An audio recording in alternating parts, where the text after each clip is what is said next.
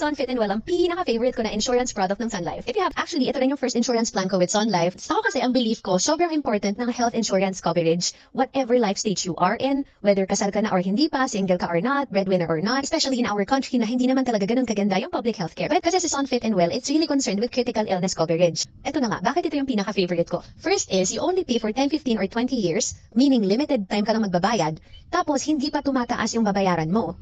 Pero covered ka na until age 100. So that's virtually for life. Kasi sa totoo, sa ibang insurance plans, yung iba dyan, tumataas yung premium as you age. Especially kapag merong critical illness coverage. Also, yung iba, lifetime kang magbabayad or for a very long period of time. Also, dito kasi kapag hindi ka man nagkasakit, no, so hindi mo na-claim yung critical illness, it will just turn into life insurance or death benefit. Also, ang pinaka-favorite part ko is, once I am done paying, so I will be eligible to receive a special paid up bonus as a reward kasi tapos na ako magbayad. Also, I'll be getting annual dividends 1 year later. And yung dividends na yun, ibibigay yun sa akin as long as the policy is enforced and as long as kumikita ang Sun Life. Now, if I live healthy long enough, there's even a possibility na because of the dividends and the bonus, kapag inipon ko yung mga yon, halos ma-refund completely or I can even get more dun sa binayad ko. Although, syempre, it's not the main goal of this insurance. Still, ang pinaka-purpose pa rin ito is for my health coverage, but the fact lang na may bumabalik sa akin kahit papano, for me, that's a big win. Message me to know more.